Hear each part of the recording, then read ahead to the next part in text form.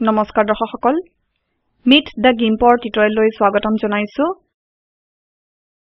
আজিৰ টিউটৰিয়েলটো এই ছবিখনৰ সৈতে আৰম্ভ কৰা যাওক আজি মই এই ছবিখনৰ সৈতে মাত্ৰ উদাহৰণ হিচাপে ব্যৱহাৰ কৰিবলৈ কাম কৰিম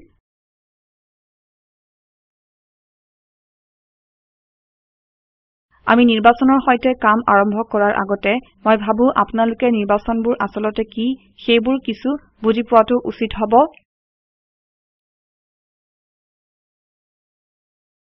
এই বৰ্গটো নিৰ্বাচন হয় আৰু এই অংশটো নিৰ্বাচনৰ বাহিৰত হয়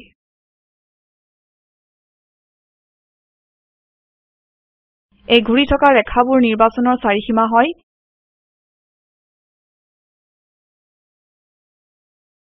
গিম্প মানুহবোৰে নিৰ্বাচনক এটা চেনেল বুলি সম্বোধন কৰে এটা চেনেল যেনে ৰঙা সেউজীয়া নতুবা নীলা নতুবা আলফা চেনেল যিয়ে স্বচষ্টা নিয়ন্ত্ৰণ কৰে নিৰ্বাচনৰ বাহিৰত এই চেনেলৰ ভ্যালু শূন্য হয় আৰু ভিতৰত ইয়াৰ 255 আৰু তাৰে ভিতৰত চাৰিসীমা আছে আৰু তাৰ ভিতৰত 255তকৈ কম পৰিমাণ আৰু শূন্যতকৈ বেছি পৰিমাণ থাকিব পাৰে গতিকে নিৰ্বাচনৰ পৰিৱৰ্তন নতুবা নিৰ্বাচন কৰাটো হৈছে কিছুমান নম্বৰৰ পৰিৱৰ্তন আৰু এতিয়া কেনেকৈ নিৰ্বাচন কৰা যায় তাক চোৱা যাওক নিৰ্বাচনীমুক্ত কৰাৰ দুটা পথ আছে প্ৰথম পথটো হৈছে সিলেক্ট আৰু নান লৈ যোৱা আপোনালোকে Shift Ctrl A ব্যৱহাৰ কৰিবও পাৰে আৰু নিৰ্বাচনৰ পৰা হাত সাৰিব পাৰে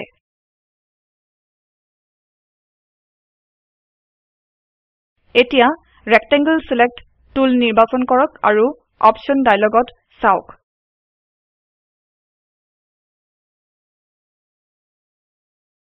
ওপৰৰ চাৰিটা পছন্দকৰণ আছে প্ৰথমটো হৈছে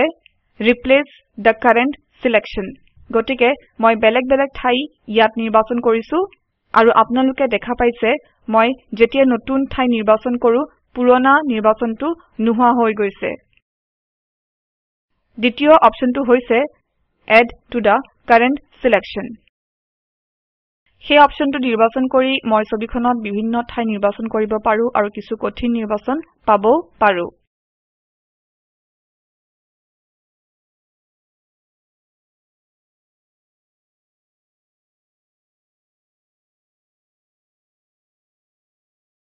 আৰু মই যদি মোৰ ৰঙৰ মুঠিলৈ যাও আৰু মাত্ৰ ৰংবোৰ নিৰ্বাচনৰ ওপৰত টানি আনো আপোনালোকে দেখিব গোটেই নিৰ্বাচনীযুক্ত ঠাইবোৰ সেই ৰঙেৰে ভৰি পৰিছে আৰু ঠাইবোৰ যিবোৰ নিৰ্বাচন কৰা হৈছে আৰু সংযোগ নোহোৱা ঠাইবোৰো ভৰি পৰিছে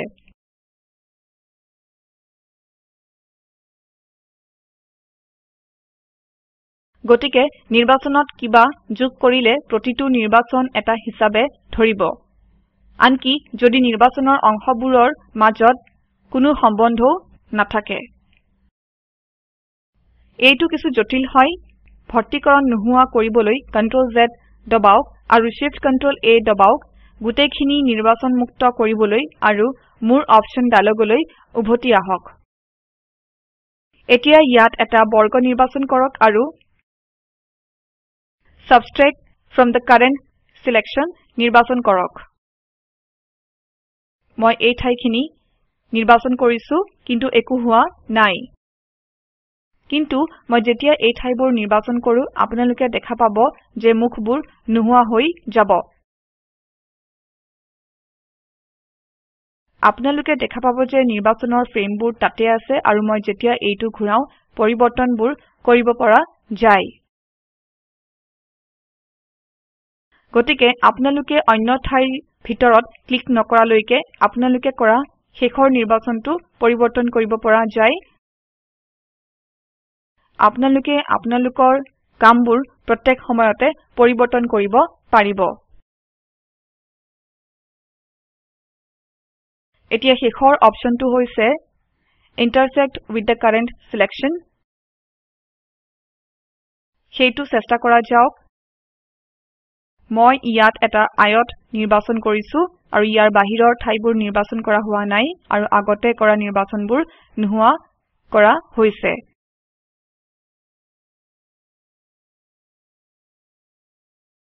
আৰু মাত্ৰ এই আয়তাকাৰৰ নিৰ্বাচনখিনি ৰখা হৈছে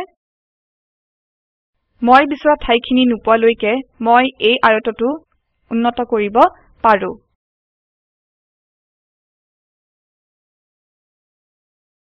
গতিকে এতিয়া আমি চাৰিটা ধৰণ আগৰিছো যিবোৰ হৈছে ৰিপ্লেচ এড সাবট্ৰেক্ট আৰু ইণ্টাৰচেক্ট আপোনালোকে মাত্ৰ ক্লিক কৰিয়ে এটা নিৰ্বাচন স্থানান্তৰিত কৰিব পাৰিব ক্লিক আৰু শিফট ইয়াৰে যোগ কৰিব পৰা যাব গতিকে সেইটো কৰি চোৱা যাওক মই শিফট কি প্ৰেছ কৰিছো আৰু তাৰ পিছত ক্লিক কৰি মই নতুন নিৰ্বাচনবোৰ আৰম্ভ কৰিছো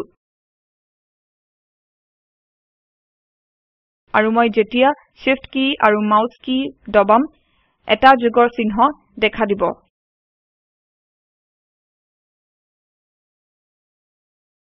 এতিয়া মই যদি নিৰ্বাচন কম কৰিব বিচাৰো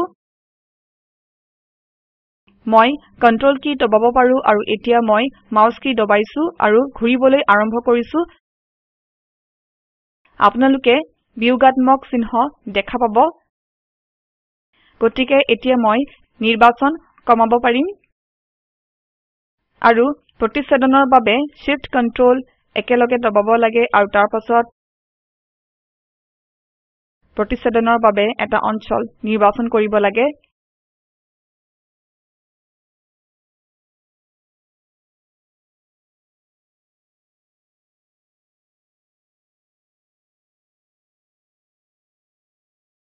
যদি আপোনালোকে এইবোৰ কি সংযোগবোৰ মনত ৰাখে আপোনালোকে ঠাইখিনি সোনকালে নিৰ্বাচন কৰিব পাৰিব আৰু অন্য নিৰ্বাচন টুলেৰে একে কি ব্যৱহাৰ কৰা যায়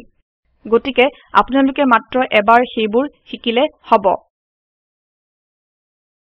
Shift Ctrl A সকলো নিৰ্বাচন নোহোৱা কৰে আৰু মোৰ সাধাৰণ ৰূপলৈ উভতাই আনে আৰু এতিয়া ইয়াত অন্য বস্তুৰে কাম আৰম্ভ কৰা যাওক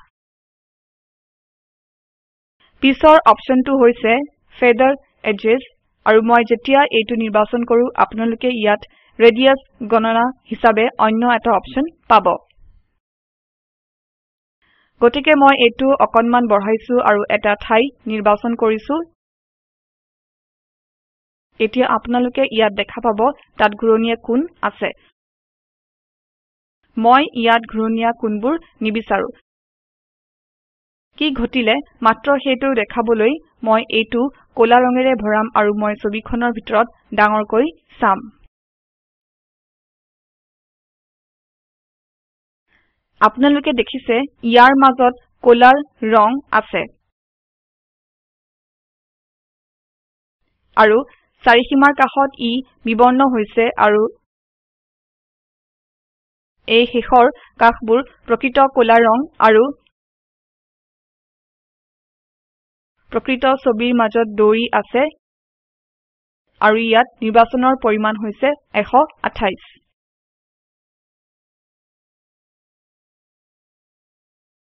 গতিকে নিৰ্বাচনৰ ভিতৰত কলা ৰং আধা আৰু বাহিৰত আধা বিবৰণ হৈছে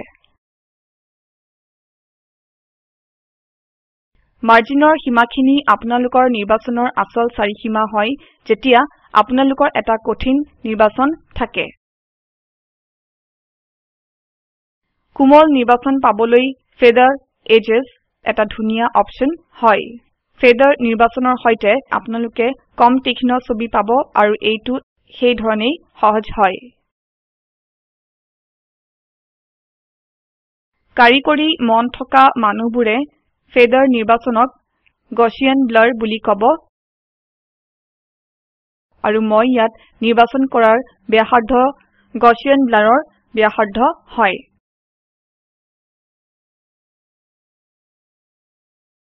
পিছৰ অপচনটো হৈছে ৰাউণ্ডেড কৰ্নাৰ্ছ এইটো ঘূৰণীয়া কোণৰ সৈতে এটা আয়তক্ষেত্ৰ হয় আৰু আপোনালোকে ঘূৰণীয়া কোণবোৰৰ ব্যাসাৰ্ধ নিৰ্বাচন কৰিব পাৰে এইবোৰ ঘূৰণীয়া অংশ আৰু এই মাৰ্জিনবোৰ সিধা অংশ হয় ইয়াত পিছৰ অপচনটো হৈছে এন্টি এলিয়াজিং এই অপচনটোৱে কোণৰ ৰং কৰা কাৰ্য সংস্থাপন কৰে মই মাত্ৰ এই নিৰ্বাচনটো কলা ৰঙেৰে ভৰাইছো আৰু এতিয়া মই মোৰ নিৰ্বাচনী টুললৈকে উভতি যাম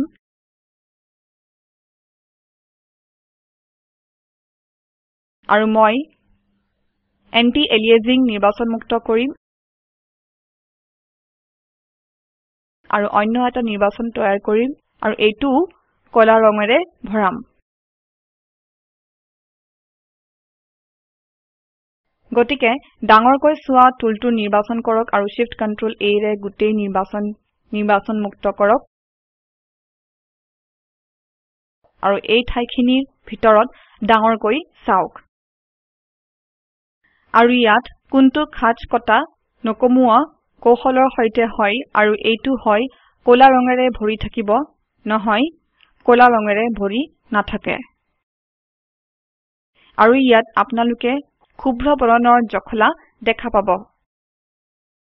ইয়াত আপোনালোকে খাঁজ কটা নোহোৱা মিহি কোণ দেখা পাব আৰু সেইটোকে এন্টি এলিয়াজিং বোলা হয় এই নিৰ্বাচনীৰ ঘূৰণীয়া কোণ নাই কিন্তু ইয়াৰ খটখটিৰ মালা আছে আৰু মই যেতিয়া 100% লৈ ডাঙৰলৈ উভতি যাম মই দেখা পাম এই খাঁজবোৰ আৰু এইটো মিহি নহয় কিন্তু ইয়াত এইটো মিহি কোণ আৰু আপোনালোকে এইটো সহজভাৱে আপোনালোকৰ বাবে চেষ্টা কৰিব পাৰে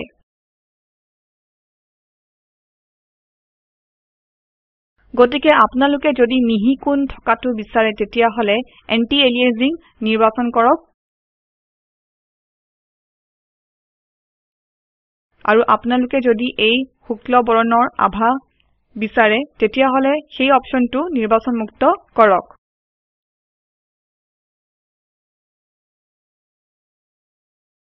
গতিকে মই সেই অপচনটো নিৰ্বাচন কৰিলো আৰু তাত এটা উপ অপচন আছে যাক এক্সপান্ড ফ্ৰম চেণ্টাৰ কোৱা হয় মই এইটো নিৰ্বাচন কৰিলো আৰু ইয়াৰ সৈতে কাম কৰা আৰম্ভ কৰিলো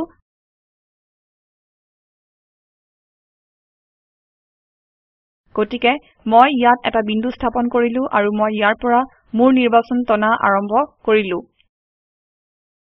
আপোনালোকে দেখা পাব এইটো সেই বিন্দুৰ পৰা ডাঙৰ হৈছে আৰু এই বিন্দুটো সদায় নিৰ্বাচনৰ মাজত থাকিব মই যেতিয়া সেই অপচনটো নিৰ্বাচনমুক্ত কৰিলো মই ইয়াত নিৰ্বাচন টানি আনিব পাৰো আৰু কোণৰ স্থান মোৰ নিৰ্বাচনৰ মতে পৰিৱৰ্তন হ'ব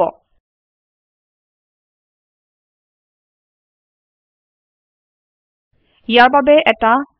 সাংকেতিক চিহ্নৰ উপায় আছে যেতিয়া মই এই বিন্দুত ক্লিক কৰো আৰু কন্ট্ৰোল দবাও মই মাজৰ পৰা এটা নিৰ্বাচন পাও আৰু নিৰ্বাচনটো মাজৰ পৰা ডাঙৰ হ'ব আৰু মই যেতিয়া কন্ট্ৰোল কি এৰি দিও নিৰ্বাচনটো নোহোৱা হৈ যাব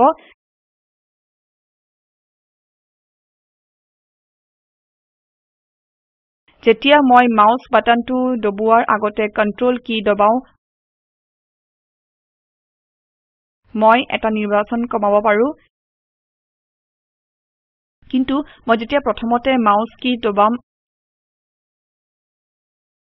আৰু তাৰ পাছত কন্ট্ৰোল কি মই মাজৰ পৰা নিৰ্বাচন পাম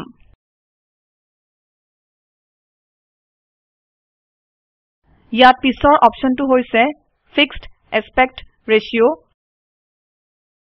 আৰু মই ইয়াত পূৰ্ব নিৰ্বাচিত অনুপাত অৱস্থা যেনে 1:1 পাব পাৰো আৰু মই যেতিয়া আকৌ এইটো সদায় বৰ্গকাৰ হ'ব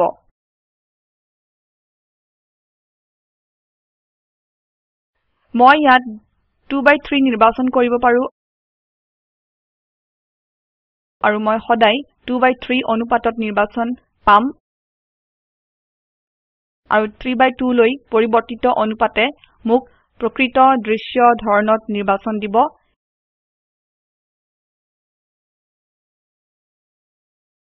এটা পাৰফেক্ট স্কয়াৰ মানে কৃতহীন বৰ্গ তৈয়াৰ কৰিবলৈ অন্য এটা পথ আছে মই নিৰ্বাচনটো এই বিন্দুত আৰম্ভ কৰিলো আৰু টানি আনিলো আৰু তাৰ পিছত শিফট দবালো এতিয়া স্থিৰ অনুপাত অৱস্থাটো পূৰ্ব নিৰ্বাচিত পৰিমাণৰ সৈতে ইয়াত নিৰ্বাচন কৰা হ'ল আৰু এইটো এটা খৰ গতিৰ পথ হয় গতিকে মই বিচৰা অনুপাত অৱস্থাৰ সৈতে মই ঠাইবোৰ নিৰ্বাচন কৰিব পাৰিম আৰু মাত্ৰ শিফট দবাই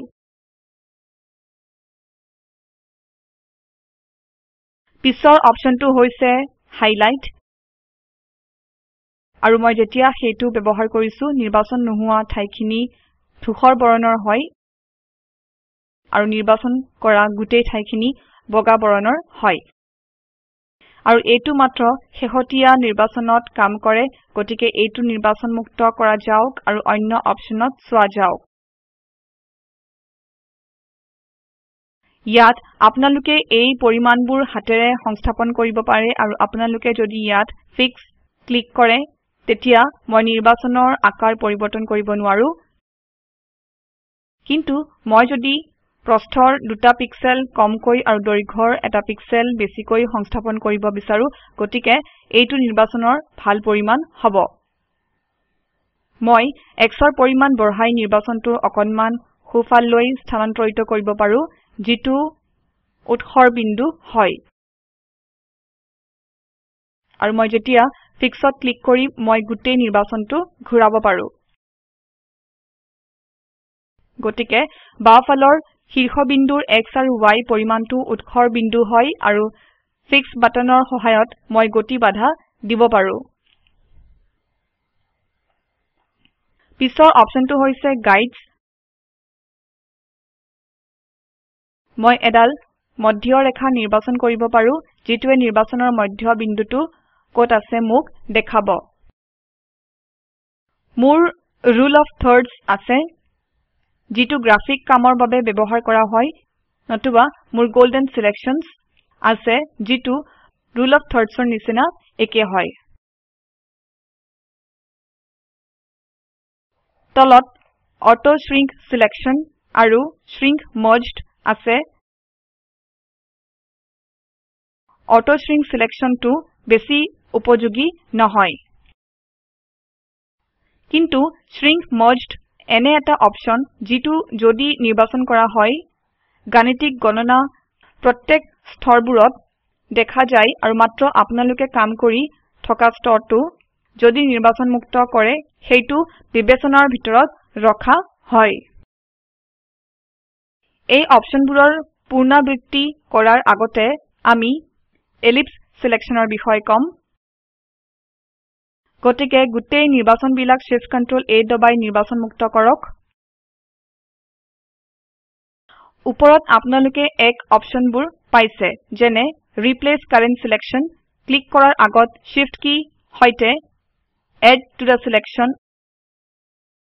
আৰু ক্লিক কৰাৰ আগত Control কিৰ সৈতে সাবট্ৰেক্ট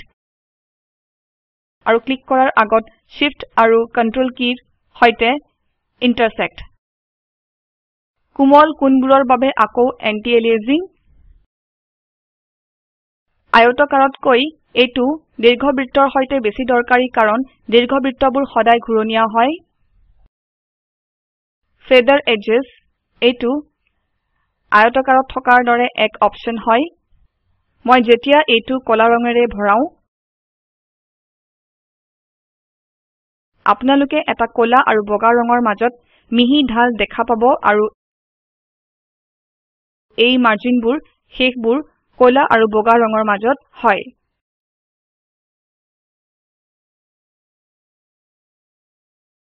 এক্সপান্ড ফ্ৰম চেণ্টাৰো মাউস বাটনটো ক্লিক কৰাৰ পাছত Control কি সৈতে একে কাম কৰে ফিক্সড এস্পেক্ট ৰেশিও একে হয় মাউস বাটনটো ক্লিক কৰাৰ পাছত আপোনালোকে এটা নিৰ্ভুল বৃত্ত পাব 1/1 আনুপাতিক অৱস্থাৰ সৈতে এতিয়া আজিৰ কাৰণে দেখাব খুজা শেষৰ টুলটোলৈ অহা যাওক আৰু সেইটো হৈছে ফ্ৰী সিলেক্ট টুল মই যেতিয়া সেই টুল নিৰ্বাচন কৰিম মই ইয়াত একে অপচন দেখা পাম আৰু কিৰ কামবোৰো এড ৰিপ্লেচ সাবট্ৰেক্ট আৰু ইন্টাৰসেক্টৰ বাবে একে হয় এইটোৰ মাত্ৰ দুটা পাছৰ অপচন আছে যেনে এন্টি এলিয়াজিং আৰু ফেডাৰ এজেছ ইয়াত মই বৃত্তৰ ব্যাসাৰ্ধ পাইছো আৰু মই এতিয়া এইটো নিৰ্বাচন মুক্ত কৰিলো মই আপোনালোকক দেখাবলৈ উদাহৰণ স্বৰূপে পাতটোৰ তলৰ অংশ নিৰ্বাচন কৰিছো আৰু মই ছবিখনৰ ভিতৰত ক্লিক কৰিছো য'ত মই নিৰ্বাচন আৰম্ভ কৰিব বিচাৰো আৰু এডাল ৰেখা আঁকিছো আৰু পাতটোৰ সীমা অনুসৰণ কৰিছো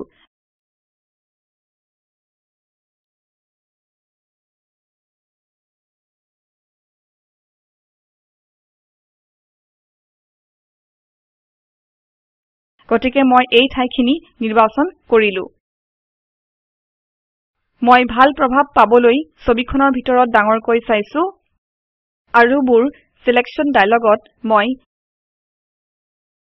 এড টু দা কাৰেন্ট সিলেকশ্যন নিৰ্বাচন কৰিছো আৰু নিৰ্বাচনটো মিলাবলৈ আৰম্ভ কৰিছো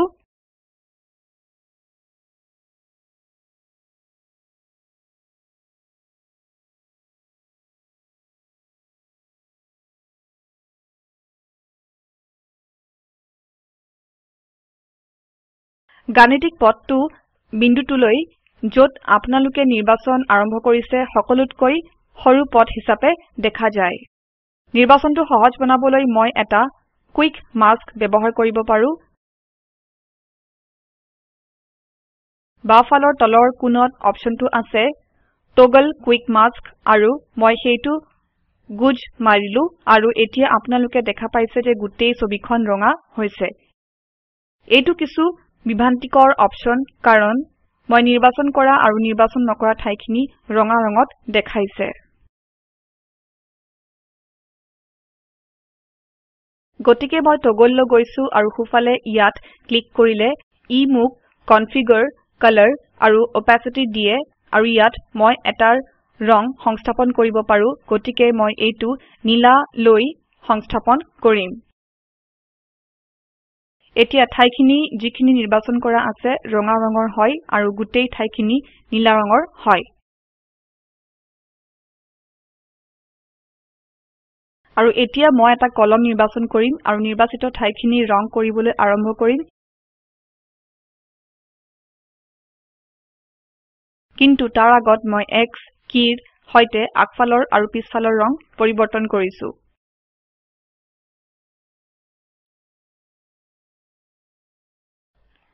আৰু এতিয়া মই ৰং কৰিবলৈ আৰম্ভ কৰিছো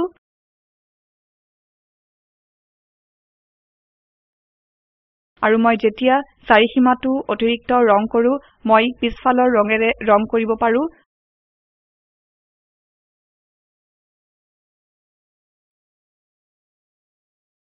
ৰং কৰাৰ বাবে মই শুদ্ধ আকাৰৰ ব্ৰাছ নিৰ্বাচন কৰাটো উচিত হ'ব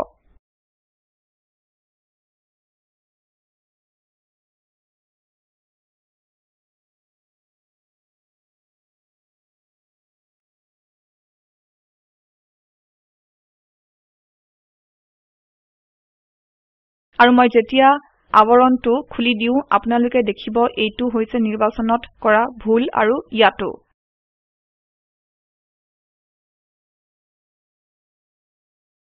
গতিকে মই টগলটো নিৰ্বাচন কৰিলো আৰু ভুলটো শুদ্ধ কৰিলো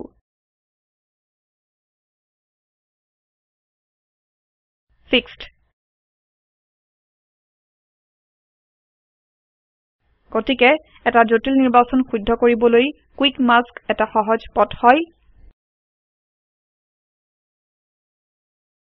আপোনালোকে কুইক মাস্ক সিলেকশ্যন এটা আহিলা হিচাপে ব্যৱহাৰ কৰিব পাৰে গতিকে আপোনালোকে আৱৰণৰ অস্পষ্টতা পৰিৱৰ্তন কৰিব পাৰে আৰু এতিয়া আপোনালোকে কোনোমতেহে অংশবোৰ দেখা পাব যিবোৰ নিৰ্বাচন কৰা হোৱা নাই 50% opacity বহুত ক্ষেত্ৰত শুদ্ধ পৰিমাণ হয় আপোনালোকে আপোনালোকৰ পছন্দৰ ৰং নিৰ্বাচন নকৰা ঠাইখিনিৰ বাবে বাছি ল'ব পাৰে মাস্ক Selected Areas নামেৰে ইয়াত অন্য এটা অপচন আছে এইটোৰ মাত্ৰ কুইক মাস্কৰ বিপৰীত প্ৰভাৱ আছে গতিকে এতিয়া নিৰ্বাচিত ঠাইখিনি নীলা ৰঙেৰে ৰং কৰা হৈছে আৰু এই ক্ষেত্ৰত এইটো দেখাত ভাল হৈছে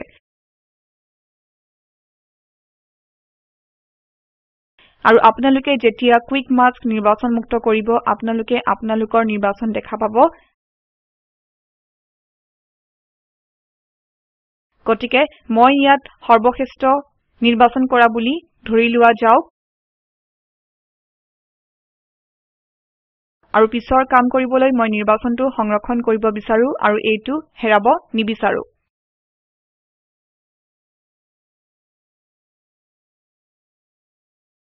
মাত্ৰ সিলেক্ট আৰু সেভ চেনেল লৈ যাওক কাৰণ নিৰ্বাচনবোৰ আসলতে চেনেল হয়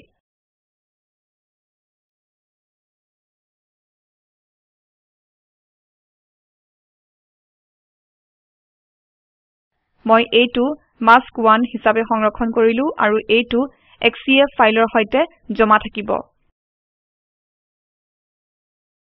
গতিকে এতিয়া মই গুটেখিনি Shift Ctrl A ৰ সৈতে নিৰ্বাচন মুক্ত কৰিব পাৰো অন্য এটা অংশ নিৰ্বাচন কৰক ইয়াত মই যেতিয়া মোৰ নিৰ্বাচনলৈ উভতি যাও মই নিৰ্বাচনলৈ যোগ নতুবা নিৰ্বাচনৰ পৰা বিয়োগ আনকি নতুবা নিৰ্বাচনৰ সৈতে কটাকটি কৰিব পাৰিম আৰু মোৰ নিৰ্বাচনটো ইয়াত উভতাই পালো গতিকে আপোনালোকে যদি সেইটো সংৰক্ষণ কৰিব বিচাৰে মাত্ৰ Selectলৈ আৰু Save to Channel ইয়ালৈ যাওক এই পাঠটি বৈজয়ন্তী ডেকাৰ দ্বাৰা অনুবাদ কৰা হৈছে আই আই টী বম্বেৰ পৰা মই মৌচুমী মেধি এতিয়া আপোনাৰ পৰা বিদায় লৈছো যোগদানৰ বাবে ধন্যবাদ